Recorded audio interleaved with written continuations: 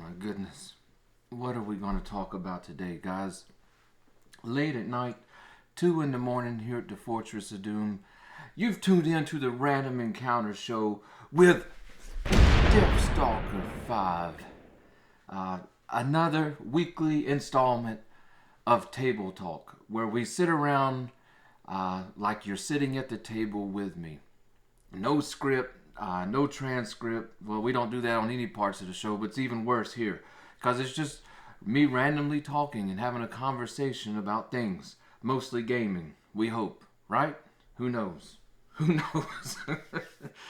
Anyways, what's going on here at the Fortress of Doom this week? I live in a place, Alabama, South Alabama, near the Gulf Coast. But, you know, it's a special place because we get 2 temperatures. Yeah? Wrap your mind around this. That the humidity is so high here that we always get the air temperature and then we get what they call the real feel. And this week has been killer. The real feel has pushed over 120 degrees for a few days this week. You know it's getting hot down here when you see the really fat people. They just give up and they ride the scooter at Walmart's, the electric scooter thing or whatever it is. The walk through the parking lot took it out of them. They're on the scooters. And yeah, I know. But it's been bloody hot. Been staying indoors as much as possible. And hoping for better weather. My goodness, it's good to stay hydrated in these temperatures. In the nighttime, we're still in a real feel of the upper 90s. Thank God for air conditioning. Talking about keeping hydrated, if we can stay in the English language here, have you something to drink. I don't know how long this episode will go, guys. I sit and I think all week about what we're going to talk about. And I get to Friday night when I film the Table Talk. And I realize I have, of all the things I want to talk about, it'll probably take me 5 or 6 hours. So I say anything that I can do to cut it down. But this week, I've been thinking about last week's episode. And it got me waxing nostalgic. You know, thinking about my old solo role-playing game where I first started in the hobby. And how it's not like today where you had all these ready-made tools. But you had to figure things out on your own. And really just pull things from here and there. And yeah, it was a magical time. But it's nowhere near as easy as it is today to get into solo roleplay gaming. But what I will say is that today, with the tools and such, I see a lot of people that just buy a few tools and they play them as given. And to me, that's you can do that. There's no wrong way to game, but that's definitely not how I view gaming. I've never been a gamer where I order a book or I pick up a book or a series of books and that's my game at the table. No, I'm a hobby gamer. Everything around me, including my rule systems, movies, everything, they're just tools for me to create the game I want at the table. And so yeah, I've never been the kind of person that just buys a game and that's the game. I don't know how to explain it. We'll talk more about hobby gaming on another episode. But anyway, it got me waxing nostalgic about things. And so, really, this episode's a continuation of last week's episode, but in a few different directions. So if you missed last week's episode, make sure you check it out. I realized something slipped my mind last week. The whole episode, I kept feeling like I was missing something. And I just couldn't figure it out. Once I put the video into the editor, we don't do any video editing, but I rendered the video over so I can send it here on YouTube. And I put in a little funny GIFs and stuff like that. But there goes one there now. But I realized I had missed something in what I had missed. And I'm not going to talk too much about this, or really show it or anything. But it was an Avalon Hill. When was this released? 1983. It was an Avalon Hill game. It was called Powers and Perils. Yeah? Amazing box art. There's a funny story about how I got this game. But we'll tell it, and we'll cover Powers and Perils at some point because it's crazy. It's crazy. It's a game that I've owned, and I have a lot of friends who have gamed for longer than myself, and they collect old games and love obscure games and stuff. And this is one I always pull out and ask, did you ever see this? And they're like, no. There's probably a good reason for that. The rule set, it's not badly written, but the rules are, I don't know how you would say it. It's literally like physics equations, like trigonometry and algebraic equations and stuff. It's over the top with the rules. Like I said, we'll get into talking about this game later, but the reason I sort of forgot about it was I've had this game for so long. I got it in the time period right after Dragon Quest, which was my big solo RPG early on. But I got it sometime after that. I'll tell the story because it's sort of funny in another episode. But I got it, I opened it up, and it literally looked like it was written in Chinese. And my 10-year-old self or so had a big problem. I didn't read Chinese. Like I said.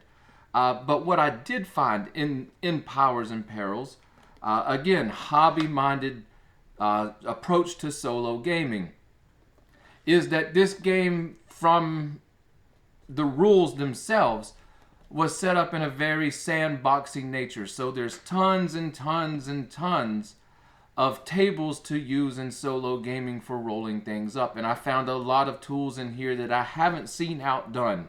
That does not mean you need to go out and buy this. I know you guys like to follow along and try things that I've tried and stuff, but really with this early stuff, I'm just trying to show you how I go about solo gaming, not necessarily trying to push products at you just yet. And when we get to my more modern stuff, we will, okay? I'll have some recommendations.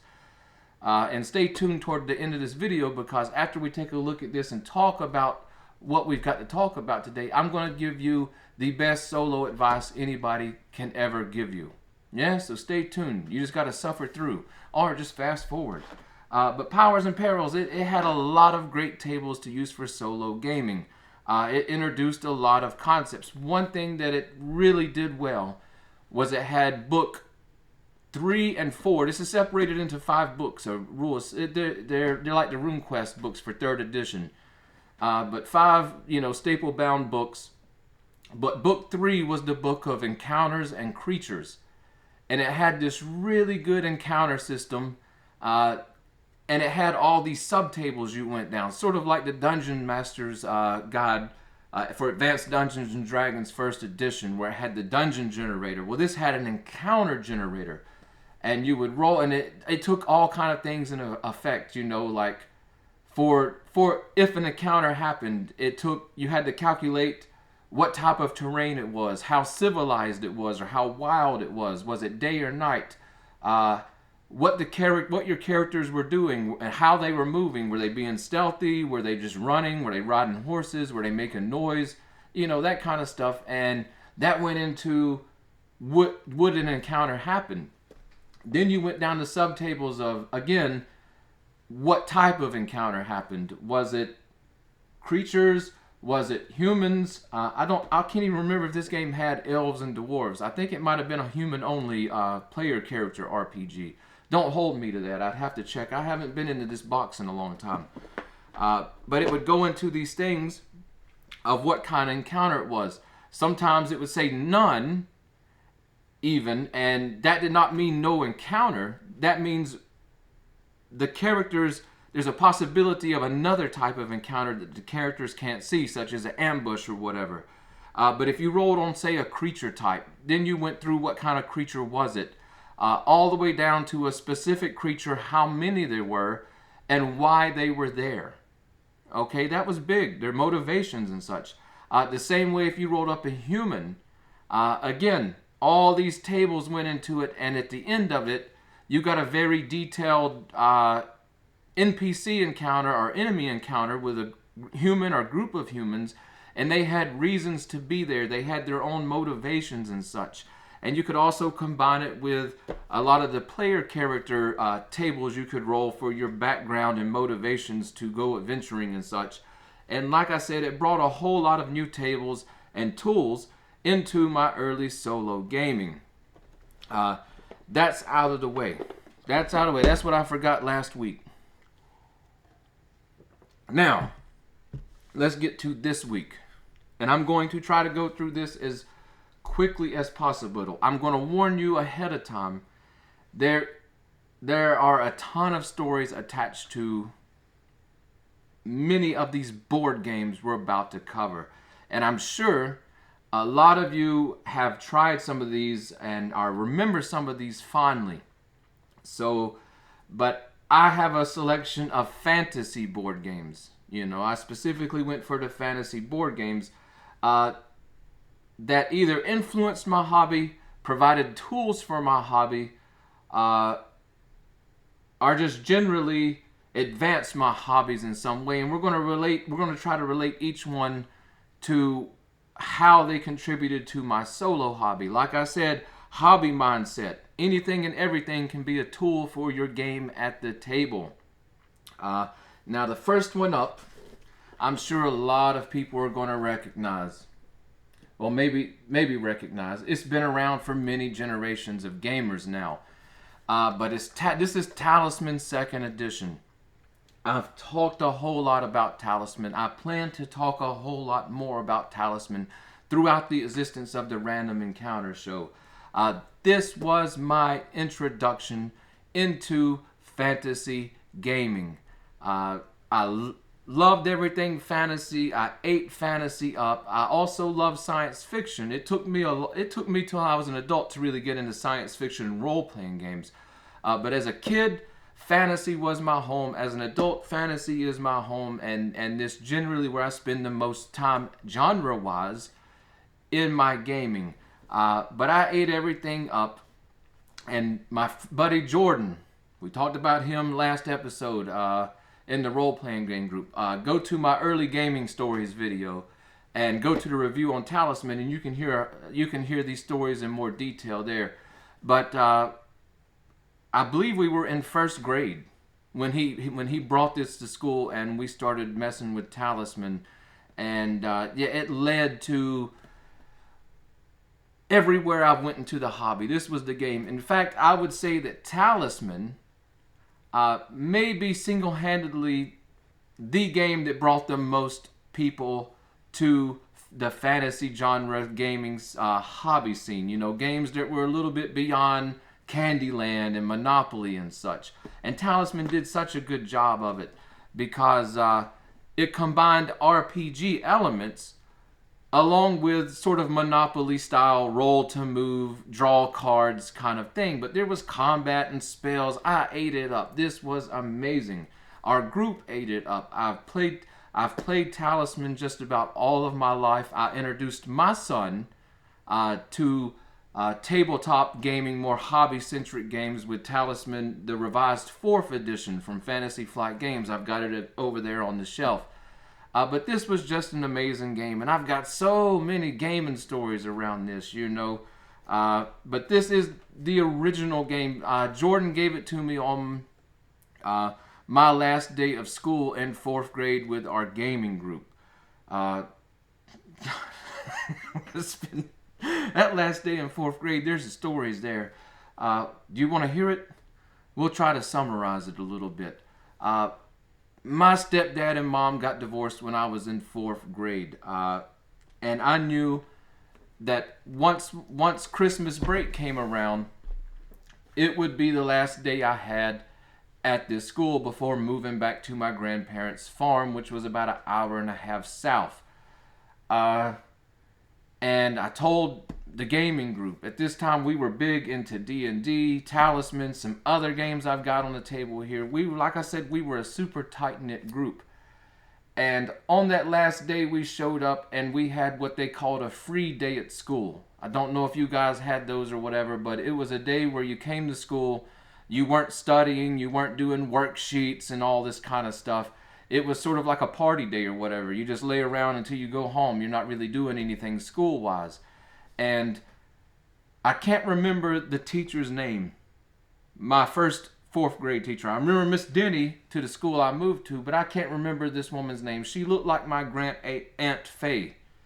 That's all I remember about her, but she was an awesome teacher, and she loved the fact that we brought board games and tabletop games and D&D to school. She had no problem with us in our free time playing some D&D and such, and because of our elementary school at that time, we were assigned teachers based on our last names.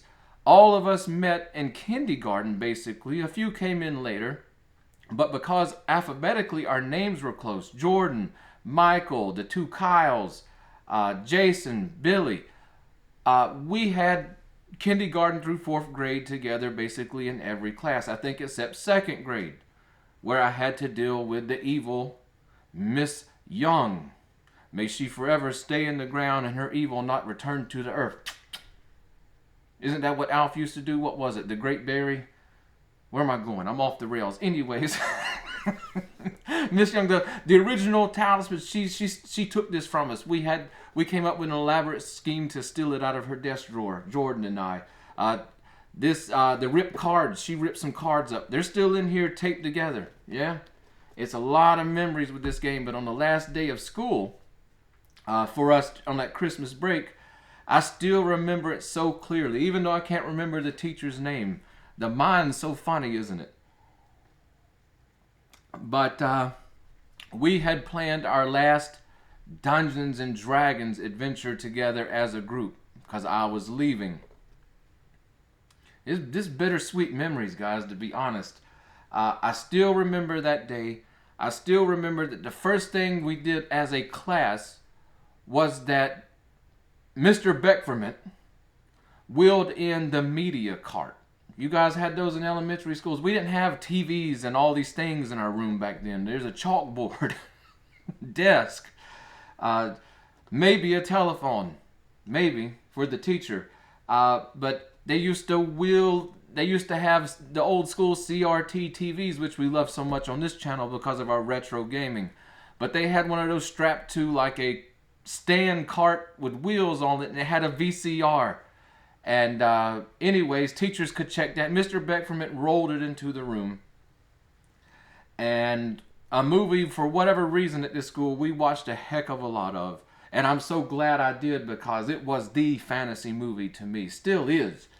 But we watched The Never-Ending Story. Oh my goodness. Has there ever been a better fantasy movie ever made? I don't know. One day we'll talk about fantasy movies. I'd really need to sit down and think, has Willow, the original Willow, not that garbage that Disney put out.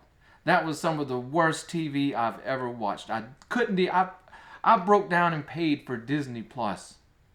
Something I never do. And okay, I thought it was worth it because I watched The Mandalorian and the Book of Boba Fett. Yeah? Andor was okay, but the Book of Boba Fett and the Mandalorian, that was excellent. But I was there for Willow, and that was just a hot, stinking mess. They managed to do worse with Willow with original actors from the first movie than they did with The Wheel of Time from Amazon, which was a hot mess garbage. I love those books. Didn't even bother watching the episode, the show they did past a few episodes. I don't know. So yeah, I'd have to sit down and think about what my Conan the Barbarian. Oh my goodness, I don't know. I don't know what it would be. Anyways, that's for another episode. I don't want to hold you here for 20 hours. But yeah, we showed up for school, watched a never-ending story, and then we sort of broke off and could chit-chat, read, do whatever for the until we went to lunch, and then we went to recess, all that kind of stuff. But we gathered up and we played our last session of Dungeons and Dragons as our original group. And I still remember my character. His name was Gora. He was a fighter based off of Conan the Barbarian. Really, he was a barbarian style warrior. And yeah, we finished our adventure. We had went into some caves or something. We finished our adventure. We came back to the village, which we were using as a base that our characters had taken over. We were basically a group of 10-year-old dictators to a fantasy village.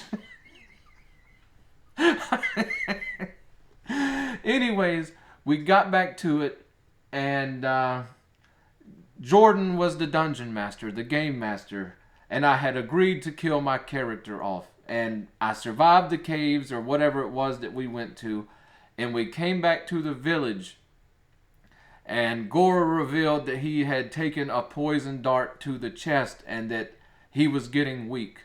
Yeah? So we role played this out. I wish I had a time machine. I'd go back and film this group of 8, 9, 10-year-olds playing D&D. I imagine it was quite funny. But I made this speech only a 10-year-old could make. My dying speech. and then in the middle of the street, I knelt down and then I passed away. Yeah. So the other players weren't aware of this, that me and Jordan had planned this out.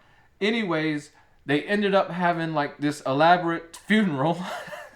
And Jordan was, he had an NPC of the Undertaker or whoever, the priest or the cleric in the town. And they had this thing, and I still remember it to this day, that by the end of it, my buddy Michael was crying. And then Jordan started crying. Hell, I think I even shed a tear. And it wasn't about a character death. It was the end of something that we had all loved so much. And it's I'm sure, I don't know. When years after this, I talked to Michael, and I even ran into Jordan for a single day, and he disappeared forever after that, when we were in high school. And Michael said they didn't do it, the D&D thing. That it sort of just fell apart after elementary school. So I think they continued for a little while, but when they got to middle school, it just sort of fell apart or whatever. And that was sad news. But yeah, so let's have a sip of water for Gora. But Talisman, back to Talisman. Come on. We don't get totally off topic. We always come back, guys. Come on. Talisman, at the end of the school day, Jordan gifted me this game. This is the original game. I keep it in my collection. It is the most valuable item in my collection. Okay, it's so bittersweet, and it's such a memory. It's probably my most powerful memory of gaming. When he pulled this out, and we departed, and he gifted me with this. Okay, I already told my wife and children and such that if this house catches on fire, it's every man for themselves. They better jump out of windows or wherever they can go, because I'm coming down here and I'm grabbing this game and I'm saving it. Yeah? So yeah, nothing could ever take the place in my collection of this game. Even my earliest solo RP or earliest game books and such, I would give them up long before I gave up this game. I don't know why. It's just I'm sentimental about it. Yeah. How many of you were introduced to the hobby with Talisman? I'm curious. I do think this is the game that introduced to most people. I've talked to literally hundreds of people, maybe thousands of people in the hobby over a long period of time, and it continually pops up that Talisman was the game that got them to further go into the hobby, to start role-playing games and such. So maybe it was your introduction. I would love to hear. It could have been this other game. Talisman's the number one one though, because it was so multi-generational. It came out in the early 80s. Then it went through multiple editions with multiple printers throughout time. So it's always sort of been around. Even though now it's currently out of print, it won't take long before somebody pulls up Talisman again.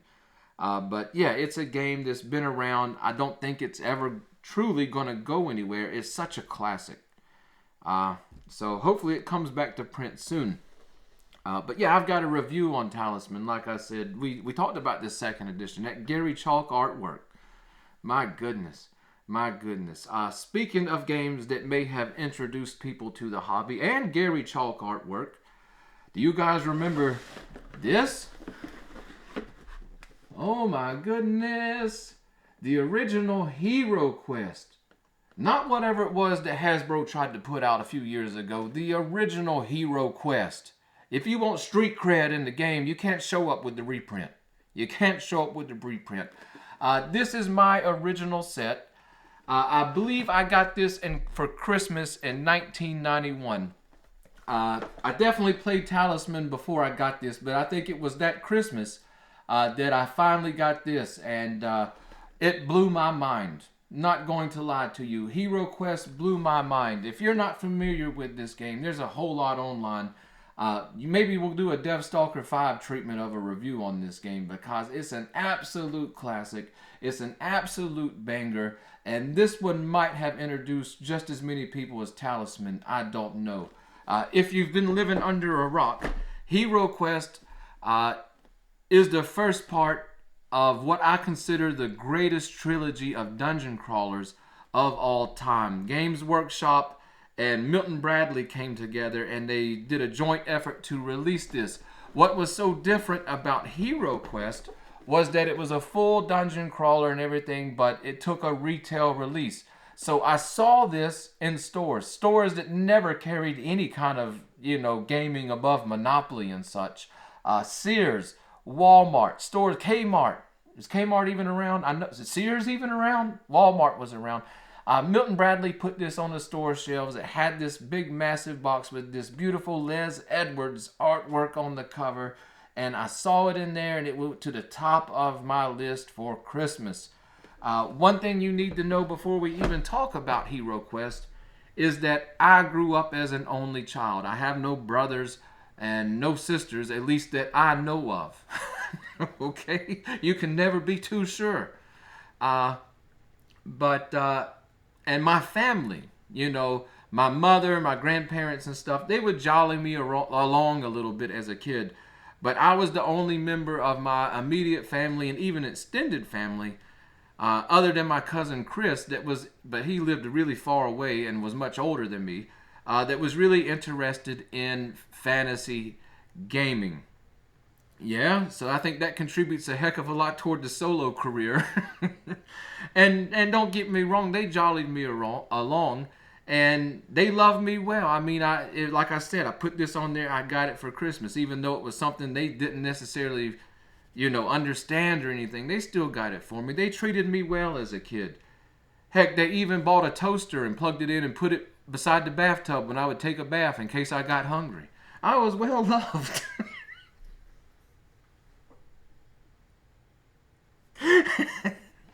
Anyways, Hero Quest was very instrumental in my hobby. Did we just forget to talk about Talisman for solo gaming? Probably for a good reason. It doesn't necessarily have a lot to do with solo gaming. I guess you could use the cards and such. The adventure cards. There's events and creatures and such in them. So that could be a tool you could use, but I've never went around trying to play Talisman solo. But anyways, Hero Quest was instrumental for my hobby.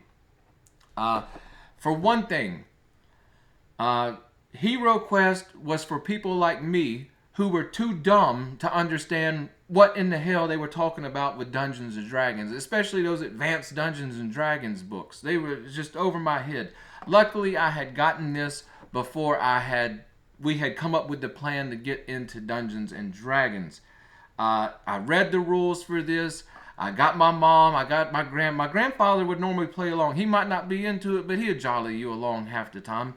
But anybody and everybody that would be willing to sit down and play Hero Quest, I was there. I was there. Same with Talisman. It's two games I probably wouldn't pass up. I know I won't pass up a game of Talisman. That's been proven. Hero Quest, I don't know. Depends on who I'm playing with.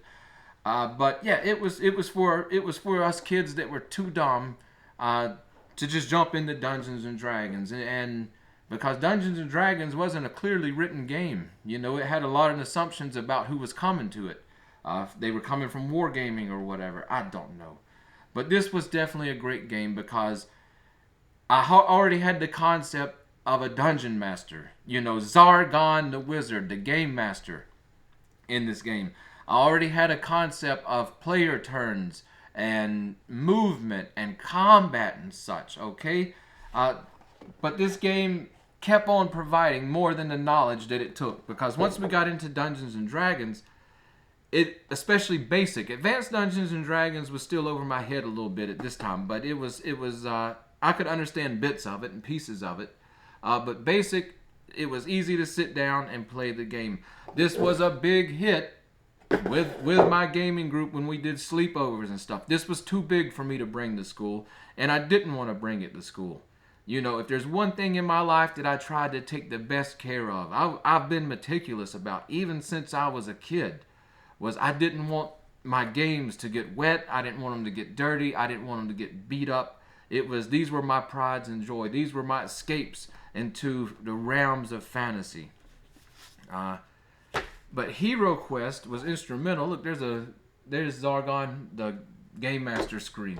Yeah, they really came with it for this game. For most of you, this is probably bringing back some great memories. I know it is for me. You know, there's your board or your dungeon. But the thing it provided for me, and that I used them throughout time. Sometimes I still go into this game and get pieces. But I know I got them bagged, so can you see? I don't know if you can see. Because this came from Games Workshop, of course it had to have miniatures in it. And I don't know if we can get that to focus. How about that? This camera's weird. There we go. You know, really decent miniatures at the time. And they were still, they hadn't, the Games Workshop hadn't got bigger and bigger and bigger, so the miniatures were still at a pretty good scale. And there was goblins, chaos warriors. You had player characters. You had your undead, skeletons, zombies, mummies. You had stacks of cards for your spells and weapons and monsters and such. There's your player characters, but you also had, let's see, there's the Gargoyle and Fomorans. You didn't get no Fomorans with that new set, did you? That's a Games Workshop property. Get on that new set. Don't have Les Edward artwork. Doesn't have Gary Chalk artwork on the interior. There's no respect to Hasbro. Then we get some orcs. But the thing here is I had miniatures. This was my source for miniatures for gaming. I didn't have miniatures before. And we continued using them for D&D. But there's also dungeon furniture of just all types in the game. Shelves, desk, treasure chest, weapons racks, dungeon doors. Yeah, this stuff was amazing once we started playing D&D to use this stuff. Trap tokens. And we normally didn't use tiles or anything, but we would put our miniatures on the table and move them along. Look at this. Look at this. Nostalgia hitting. Oh my goodness. Oh my goodness. Guys. Here's some original character sheets from my gaming group. Here's some original gaming sheets. Look. Jordan had to create this.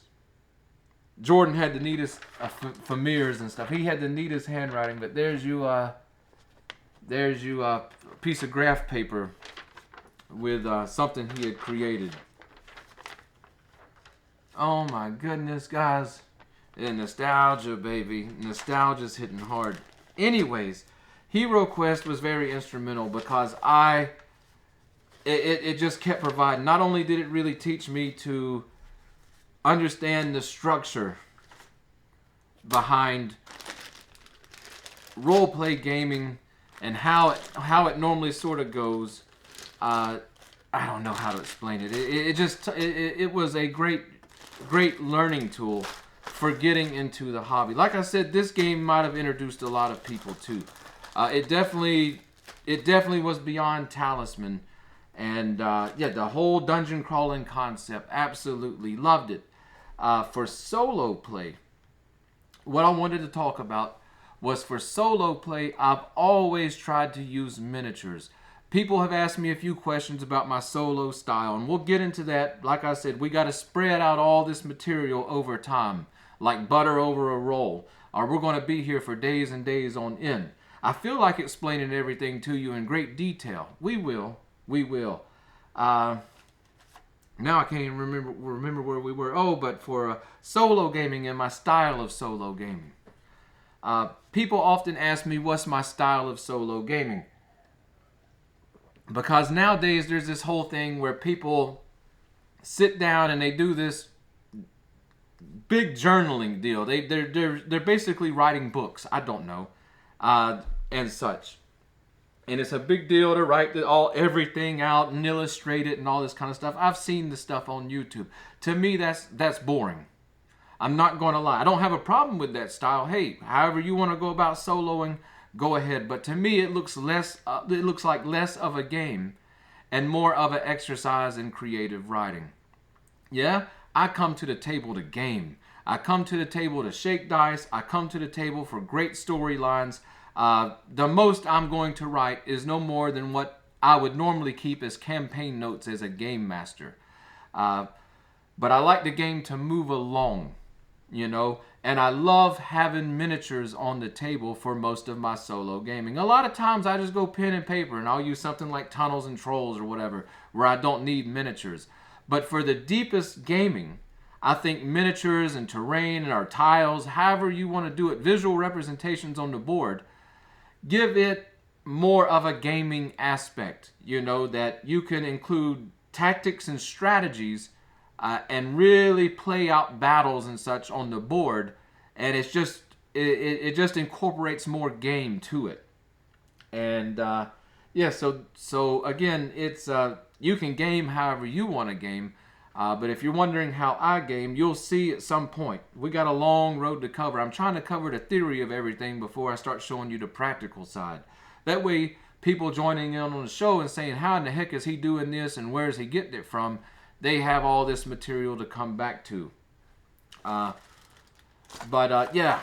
for Hero Quest, the miniatures and everything for my solo gaming early on, it just made gaming that much better to me.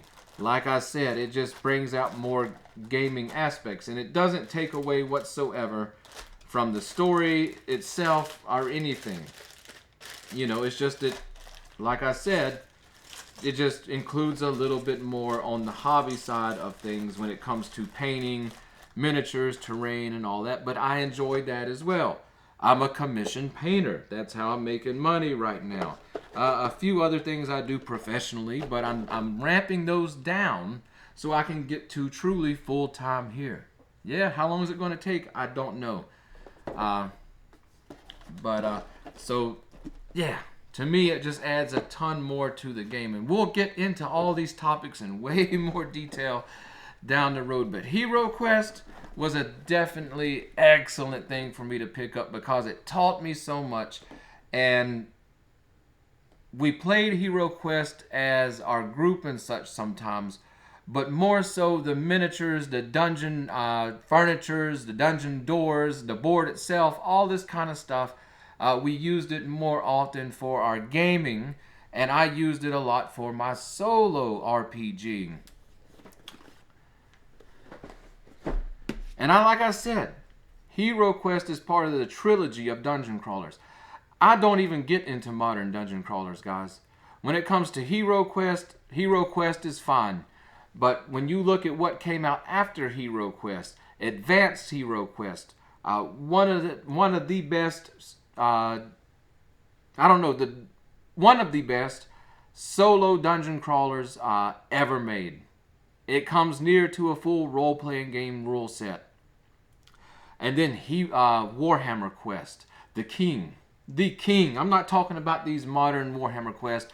I'm talking about the 1995 release from Games Workshop, Warhammer Quest, which was not only a dungeon crawler, it also included a full role-playing game book to use for it. We'll definitely be talking about that, but I don't even look at modern dungeon crawlers because there ain't no company out there willing to put the time, the effort, and the replayability into a game. They want to sell you the next expansion or whatever. Yeah, that's okay. Up next, where are we at? Let's talk about one more game, and this one, for solo gaming, there's parts you could use and such.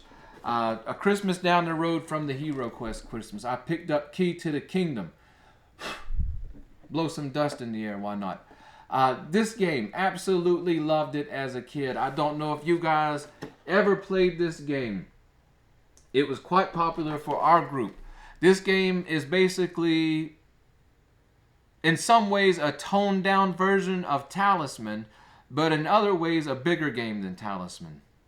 Yeah, it had different mechanics and such, but basically you adventured around, you were looking for, what was it? A key?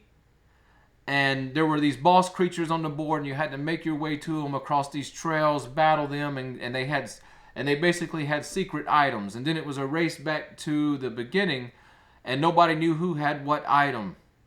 Yeah? I don't know. We'll have to break this one out. I seen this one had a remake. I know nothing about it. But the original Key to the Kingdom with the 3D whirlpools. This was a fun little romp. And it's a quick game. It's a much faster game than Talisman. So it was popular with us in our gaming group. And again, let's just take a look at this. It had two sections of the board. Quite a big board. But look what a colorful board. And there's your 3D whirlpool. So it had two levels. This game had two levels you played on. You know, basically you put these together, that's your starting board. And you adventured around on there, and the different spaces had different icons. But then somebody dove through the 3D portal, and it folded out into double the size with even more places to adventure and things to find, combat and whatnot. But Key to the Kingdom, again, it had encounter cards, some with items, some with events. I don't know, guys. It's is this all there is? Yeah, some with events and such things, monsters, encounters and such, and you could definitely use these for your solo gaming. I probably have at one point or another. It was on a D8 system, which was interesting. But yeah, I haven't opened this in a while, but it's great to see it. Equipment cards, yeah, it's great to see this stuff. We'll definitely have to do some reviews on here. You guys want to see reviews of Hero Quest and Key to the Kingdom? I don't know when I'll get to them because you guys want solo gaming so much. But we try to mix things in. But Key to the Kingdom, how many of y'all played this? I'm interested in knowing. You know, it's when I look at our Google, or not our Google Analytics, I guess it's technically Google Analytics, but our YouTube Analytics, I see that a great majority of our viewers are my age. Yes, so I feel like a lot of you will have some of this stuff in common, especially here in the United States, even in the UK. The Hero Quest commercial in the UK, broadsword. That always killed me. That always killed me. Broadsword. Broadsword. People in the UK will know what I'm talking about. If you haven't seen the commercial, look up the Hero Quest commercial here on YouTube. Oh my goodness, the broadsword. Anytime somebody talks about Hero Quest, somebody has to say broadsword, right? Actually, we're clicking along pretty well here. But these were games that I played before. Talisman, Key to the Kingdom, Hero Quest. These were games I played before leaving my original group. So these are games that I got to play with my original group. And I've had a few groups in my lifetime, but that original group, when I first started playing, it was us from about, I don't know, 6 years old to about 10 years old. We had a lot of fun. There's so many memories, you know. We did everything together. We ran the woods, rode bikes, played baseball, played D&D. Pretty much every other weekend, somebody was having a sleepover at their house. It was the best time to be a nerd. because we had the Sega Genesis and Super Nintendo war going on. It was just a magical time.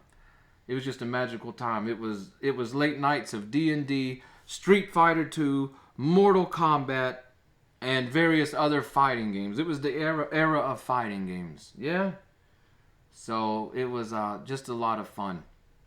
Moving forward a little bit, we're going to talk about not all the games that I got early on when I started doing the flea market, because it became a feeding frenzy at the flea market and at Quest comic books. Yeah? In fact, talking about Quest comic books, another game, when I went to Quest and got Powers and Perils, the reason is they had a bunch of Avalon Hill products. This was mid 90s. They had a bunch of old Avalon Hill products in, and I don't know why. A lot of them were still new. And I think maybe that was when Wizards of the Coast bought Avalon Hill, or maybe that was more later on. I don't know. Here's a game I picked up along with Powers and Perils because they no longer had what I actually wanted, which was RuneQuest 3rd Edition. That story, in fact, I've got a video opening up when I finally got RuneQuest 3rd Edition. We talked a little bit about the story there. I went there, it was no longer available. I went there to buy it. They wanted $30 for it, which was a lot for me then. I saved up and I went to buy it. It was gone. Somebody grabbed it, so I grabbed Powers and Perils, and I grabbed a few Avalon Hill games because they were much cheaper. Powers and Perils was probably like $5. These games here were probably $5 to $10 each back then, or less. I don't know. I can't remember everything. But this one was called Wizards. It didn't take a whole lot for me to buy a game back then. Box art like that, I was in. And Wizards is actually a quite different game. And we're not going to get into Wizards. We can save that for a review if you guys are interested. What Wizards, though, offered... Let's just grab a few of these things.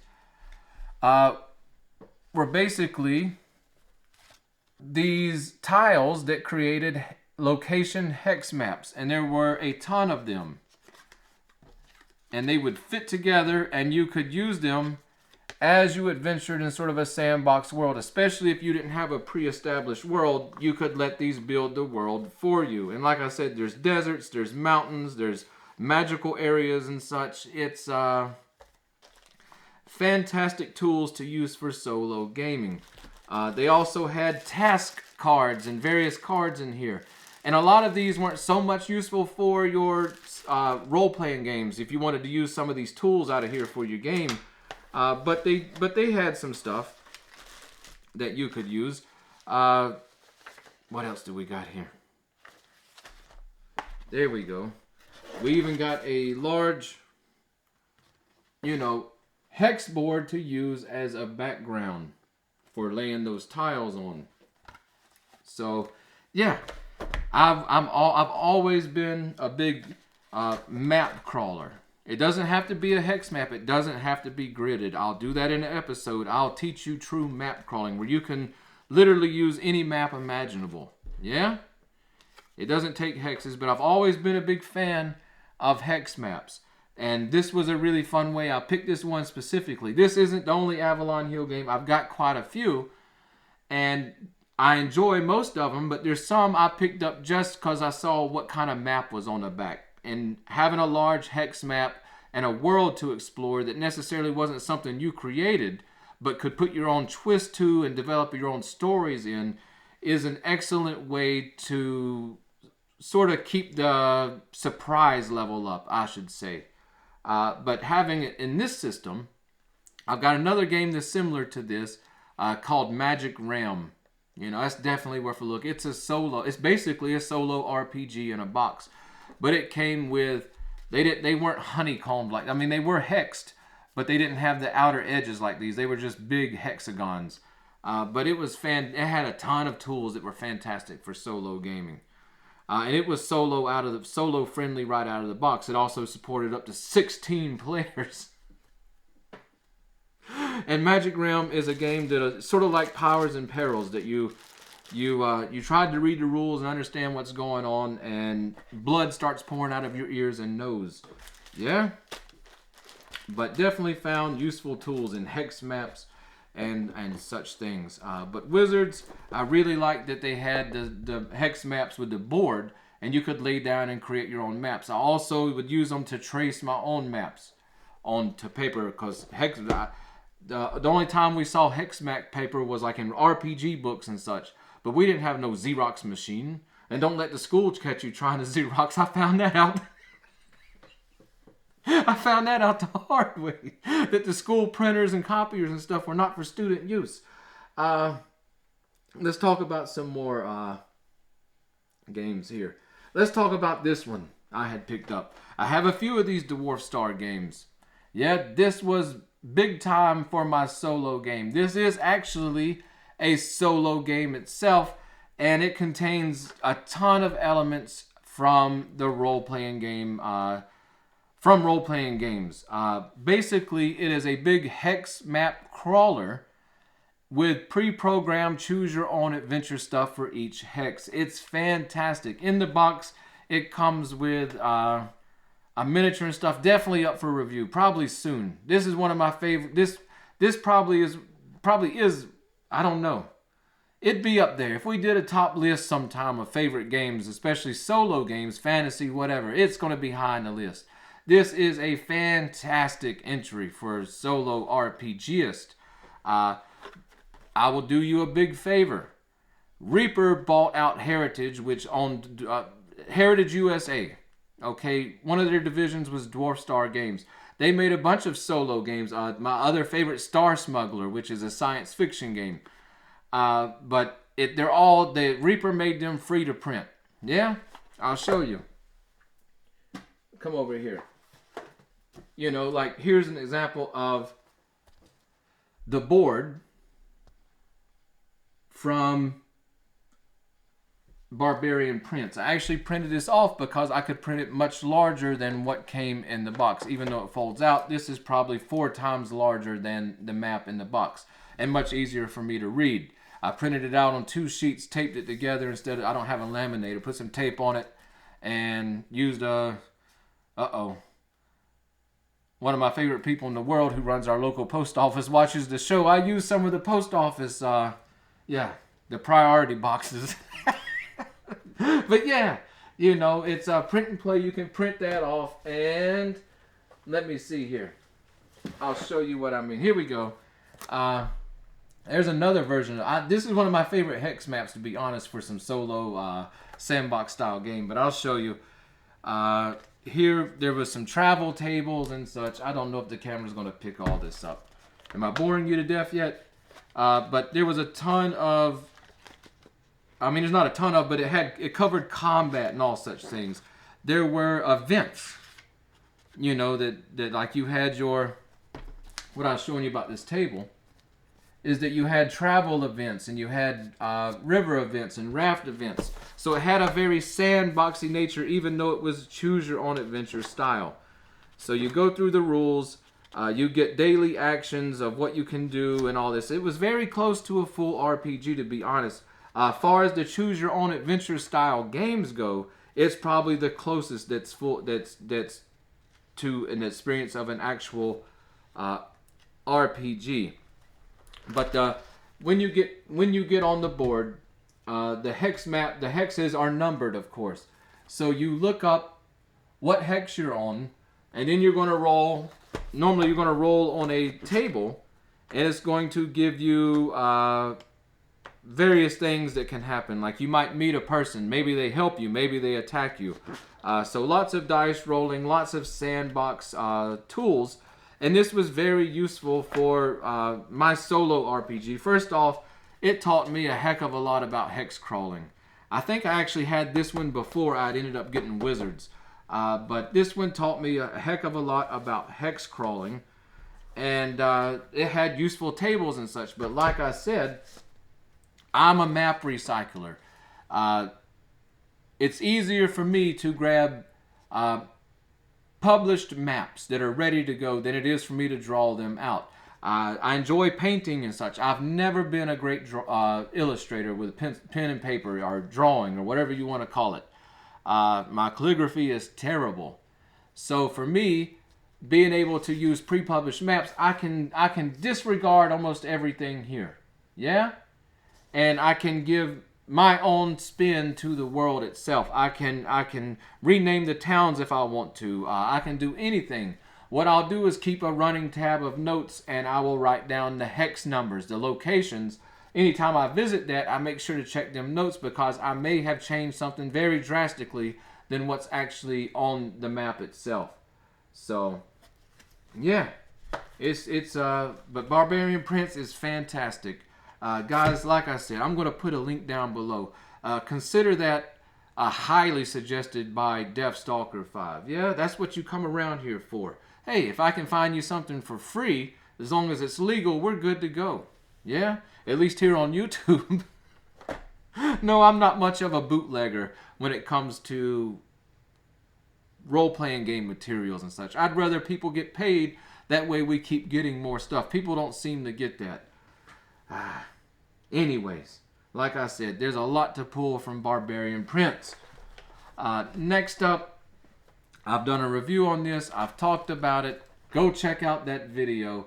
The Sorcerer's Cave. This was actually the first, as far as I can find in the archives of history, this was the first dungeon crawler that ever contained solo rules. Yeah, it was also for group play. It was, go watch the video. I talk extensively about it. So I'm not going to talk much about this game. I'm going to point out, just like I did in the video, that with this game, it came with these dungeon cards. And you would lay these down, and it would randomly generate your dungeon as you went through the Sorcerer's Cave or dungeon or whatever you want to call it. I've always had a lot of fun. Well, not always, but I've oftentimes, when I don't feel like rolling up dungeons so much, I'll use these in conjunction with a dungeon generation system, such as in the first edition AD&D Dungeon Master Guide. But this takes out it takes out all the portions where you have to roll what's next as far as your chambers and your rooms and stuff go. And it also contains a large stack of cards, which in the game represent what you find in rooms and chambers and such, from other characters to items to dressings and whatnot. And like I said, all of this stuff is useful for your solo game if you choose to use it. Now, this game is a little bit hard to find. Yeah? Is it worth going out and grabbing it just for dungeon cards? No. In fact, I'm pretty sure you can do even a better job with, what are these called? These are what I use. We'll talk more about these better. Here we go, dungeons. These are called side quest decks. I don't often use cards in my games, but these side quest decks, there's one for wilderness and frontiers. There's one for dungeons, caves, and ruins. And there's another one I have here for political and urban fantasy. So basically, cities. And these cards contain locations. They generate stuff for you. They also contain story ideas and everything. I find these highly useful. When we get into our modern tools and what I currently like to use on the table, we'll definitely bring these up. Even though I don't use them so often, I do enjoy these. I'm more of a fan of just building my own dice tables. But yeah, cards have limited practicality in solo gaming. You get good advice on this show, by the way, that these other channels won't give you. They like to sell cards. Yeah, I know.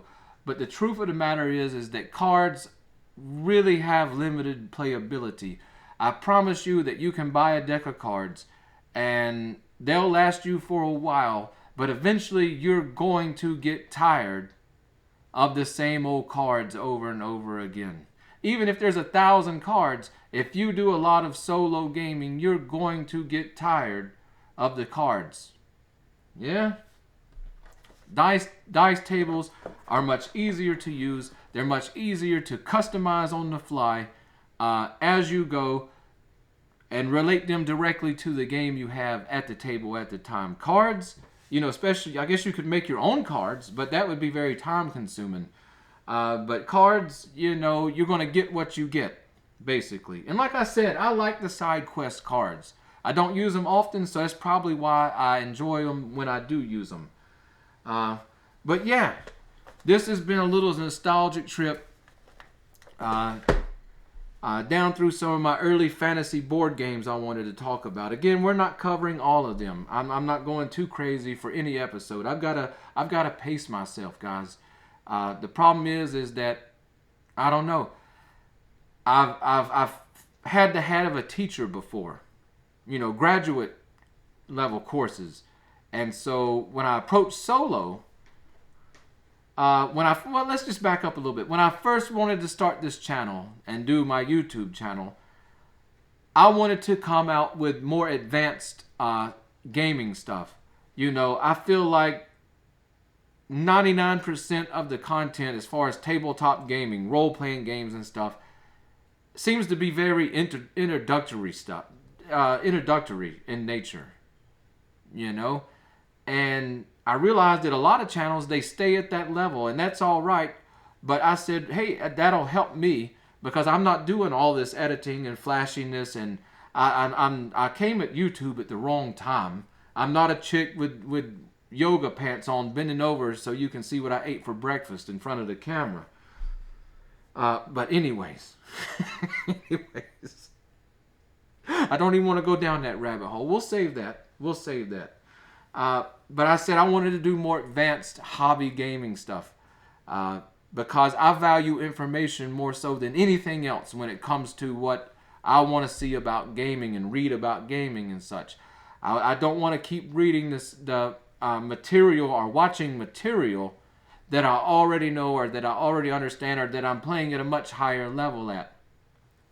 But coming into it, I quickly saw that even though a lot of channels do a lot of introductory kind of stuff, like I said, they stay there, but they don't really mix in various things, so a lot of people still have a lot of questions. So I realized I was going to have to start more so on the beginning side of things. I normally come to you with an assumption that you might already know about solo RPGs or how to go about them, or maybe you're already playing or whatever. But I try to cover the basics, at least from my end, because they're going to build into more advanced techniques in the future. Just like with a graduate level course, we would move the class through the theory of the subject for a good while before we moved into practical application of that knowledge. Yeah? So we're more on the theory side. It's very surprising to me that I've seen here on the channel that some people say that they've got some of the best solo advice that they've gotten off YouTube. And I haven't really done a whole lot with solo gaming here on the channel or anything. We're a little over a year in, and I'm trying my best to knock the videos down in spare time and such. But I'm astounded at that, and it's it's like, wow. So because where I'm at, we're not even skimming the surface yet, guys. We're not even skimming the surface, much less scratching it. We got a long ways to go, but we're going to get there. And that's what this weekly show's here to do. It's to help us get there. It's to help us talk about a myriad of topics, even if they're related or not, that can help you along the way. Yeah? I don't know. Anyways, how are we?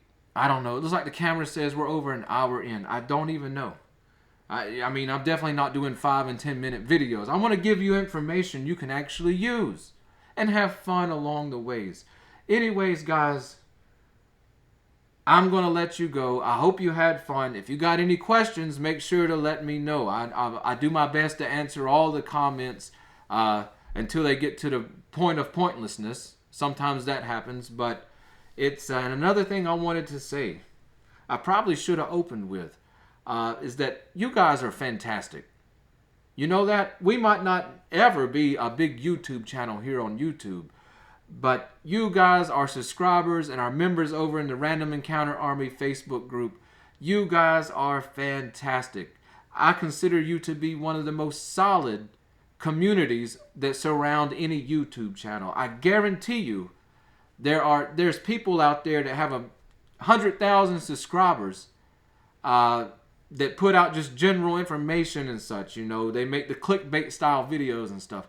I guarantee you they wish they had 800 and something people as solid as we are. Yeah? Through the Facebook group and through emails and stuff, I've got to speak to a lot of you. I've made a lot of great friends. Some people I speak to at least once a week. Some people I speak to almost daily. And I've never had to come in and clean up the comment sections. No, I mean, it's super positive. And that was a big goal for this show. And you guys have just resoundingly answered that call. So I consider you one of the most solid, if not the most solid, communities around tabletop gaming in general. And I look forward to a long future with all of you. Yeah. Anything else I wanted to say? I don't know. I'll put links down below to everything I can. Oh yeah, here we go. This is table talk. I'll prove to you I don't edit with this episode. The one thing about solo gaming. Here comes the big advice about solo gaming. You're not normally gonna hear, but it's gonna be the best you're ever gonna get off YouTube. No matter what I put out in the future, no matter what you see, is the true point of the video we did last week talking about how I got into solo gaming and how I started pulling tools from here and there. And this week talking about board gaming and such, and how even board games have useful tools and such. I know today's gamers, if you're a modern gamer, you just got involved in this in the last 10 years or so, listen to me. I know that the gaming culture portrays this thing that your role-playing games and such are things that you buy, you bring to the table, and you play them. And once you're done, you go back and they have more stuff available for you. Whether it's rule sets, whether it's campaign material, whether it's solo RPG tool sets and such, it's set up in that way. And it's successful commercially. I know why they do it, but it's not the right mindset to have. You've really got to grab your game by the hair and be its master. Yeah? Talk dirty to it. Call it names, make it write bad checks. But what I'm saying is your game at the table is your game. Don't keep, if you're caught up into this thing where you're buying games and playing them till you get tired of them and jumping around, you're not getting it. I rarely buy rule systems myself and stuff. Sometimes I buy some stuff here and there just to check it out. Yeah, we're only human and we're nerds. But the thing is to not view the books themselves or the board games themselves or anything themselves as your game. Your game is separate to that. They're all tools for you. They're all supplies for you. Just as much as I could go down to the hardware store, buy a bunch of lumber, nails, grab some saws and hammers and such, and I could build a house. I use materials and tools. That's how you should view everything coming to your table. Materials and tools. It's up to you to craft your game using those tools. And the reason we're going through looking at all this stuff from my early way, or when I started out, is that you have to learn that you can pull tools and inspiration from everywhere. From board games, from rule sets, to campaign materials, to movies, to books, to even people you know in real life. You know, I've oftentimes, when it comes to NPCs on the fly, I'll think about somebody I know and just drop their personality directly onto the NPC. Heck, even it shortens up my campaign notes. This one acts like so-and-so. Has the personality of so-and-so. Because the greatest asset you have is what they can't sell you. And it's your imagination.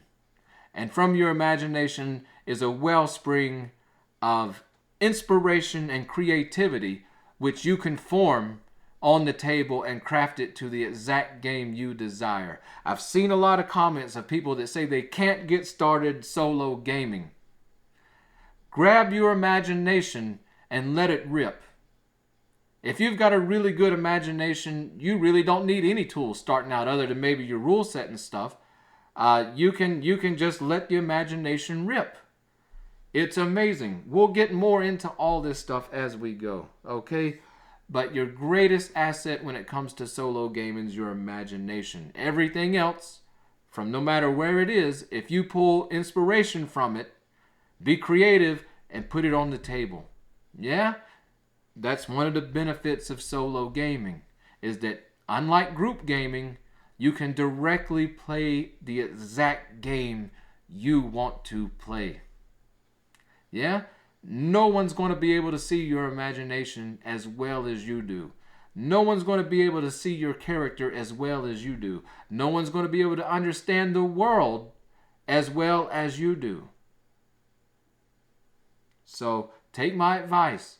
If you're having trouble or if you're interested in this stuff, come to it as a hobby gamer, not a commercial gamer, and you will succeed. I promise you. I'm going to give you all the tips and tricks and all the tools of the trade that I can, and I'm going to show you how to do it over time.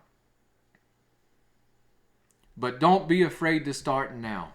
Get into it. Exercise yourself. If you don't like what you're doing, try something a little bit different. See where you went wrong. See what was the holdup. Your tools are not static.